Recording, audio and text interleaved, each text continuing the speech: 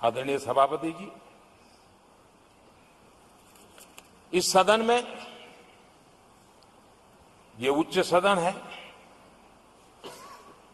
यहां विकास के विजन पर चर्चा होना स्वाभाविक अपेक्षित है, लेकिन भ्रष्टाचार के गंभीर आरोपों से घिरे लोग, ये कांग्रेस वाले भ्रष्टाचारी बचाओ आंदोलन चलाने लग गए हैं बेशर्मी के साथ। जिनको सजाएं मिली है भ्रष्टाचार में, इनके साथ तस्वीरें निकालने में उनको मजा आ रहा है। पहले ये लोग हमको पूछते थे, बातें तो बड़ी करते थे, भ्रष्टाचारियों पर कार्रवाई क्यों नहीं होती है?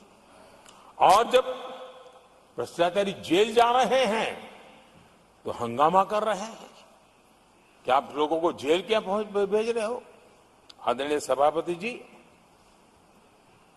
यहां चर्चा के दौरान केंद्र की जांच एजेंसियों पर आरोप लगाए गए हैं।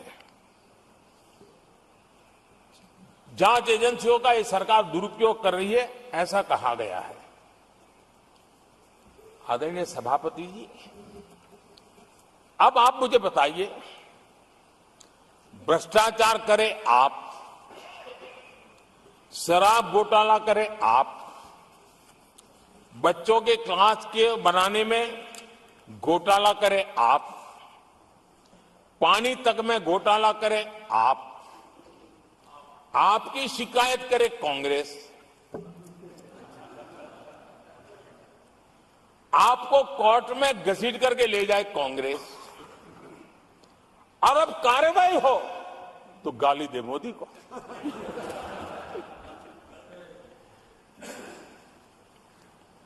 और अब आपस में जरा साथी बन गए हैं लोग। और हिम्मत है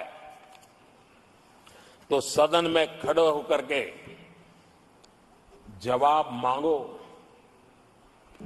कांग्रेस पार्टी से मैं आप वालों से कहता हूं, कांग्रेस भी बताएं कि आपने प्रेस कॉन्फ्रेंस करके आपके घोटालों के इतने सारे सबूत देश के सामने रखे थे।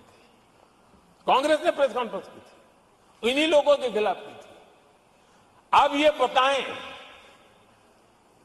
कि ये जो उन्होंने सबूत प्रेस कॉन्फ्रेंस करके सारी फाइलें बताई थी, क्या वो सबूत सच्चे थे या झूठे थे? दोनों एक दूसरे को खोल करके रख देंगे। आदरणीय सभापति जी, मुझे विश्वास है ऐसी चीजों का जवाब देने की उनके अंदर हिम्मत नहीं है। आदरणीय सभापति जी, ये ऐसे लोग हैं जिनका डबल स्टैंडर्ड है, दोहरा रवैया है। और मैं देश को बार बार ये बात याद दिलाना चाहता हूं, ये कैसा दोगलापन चल रहा है। ये लोग दिल्ली में एक मंच पर बैठ करके जांच एजेंसियों पर आरोप लगाते हैं, भ्रष्टाचारियों को बचाने के लिए रैलियां करते हैं, और केरला में उनके शहजादे, उन्हीं के केरल के एक मुख्यमंत्री जो उनके गठबंधन के साथी है, उनको जेल भेजने की अपील करते हैं, और भारत सरकार को कहते हैं कि इस मुख्यमंत्री को जेल भेज दो। दिल्ली में ईडी सीबीआई की कार्रवाई उस पर हाय तौबा करते हैं, और वही लोग उसी एजेंसी से केरल के मुख्यमंत्री को जेल भेजने की बात करते हैं, शहजादे। तब लोगों के मन में सवाल उठता है कि इसमें भी दोगलापन। आदरणीय सभापति जी, छत्तीसगढ़ में कांग्रेस सरकार के मुख्यमंत्री के साथ शराब घोटाला जुड़ा। यही आप पार्टी वाले चीख चीख करके कहते थे कि ईडी सीबीआई को लगा दो और इस मुख्यमंत्री को जेल में डाल दो, खुलेआम कहते थे। और ईडी ये काम करे इसके लिए गुजारिश करते थे। उनको तब ईडी बहुत प्यारा लगता है। आदरणीय सभापति जी, ये आज जो लोग जांच एजेंसियों को बदनाम कर रहे हैं, हल्ला मचा रहे हैं, मैं जरा उनकी याददाश्त पर जोर डालना चाहिए, मैं ऐसा उनका आग्रह करता हूं। जांच एजेंसियों का पहले दुरुपयोग कैसे होता था, कौन करता था, मैं जरा बताना चाहता हूं। मैं कुछ बयान आपके सामने रखता हूं। ये पहला बयान है 2013 का। बयान क्या है? कांग्रेस से लड़ना आसान नहीं है, जेल में डाल देगी, सीबीआई पीछे लगा देगी। कांग्रेस सीबीआई व इनकम टैक्स का भय दिखा करके समर्थन लेती है। ये स्टेटमेंट किसका है? ये बयान है स्वर्गीय मुलायम सिंह जी का। कांग्रेस एजेंसियों का कैसा दुरुपयोग करता है, ये मुलायम सिंह जी ने कहा था।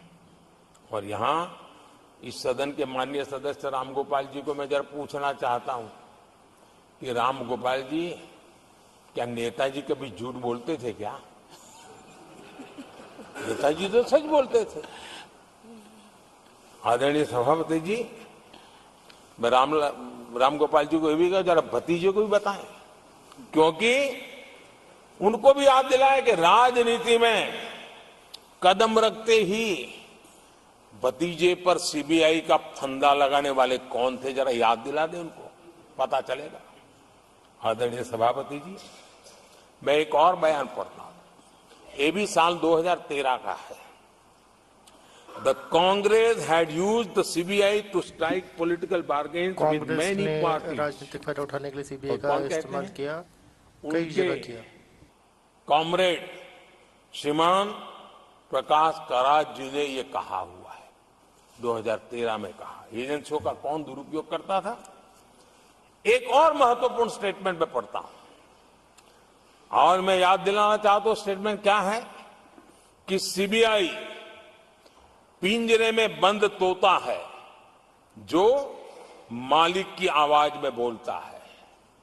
ये किसी राजनीतिक व्यक्ति का बयान नहीं है, ये हमारे देश की सुप्रीम कोर्ट ने यूपीए सरकार के समय कहा हुआ बयान है।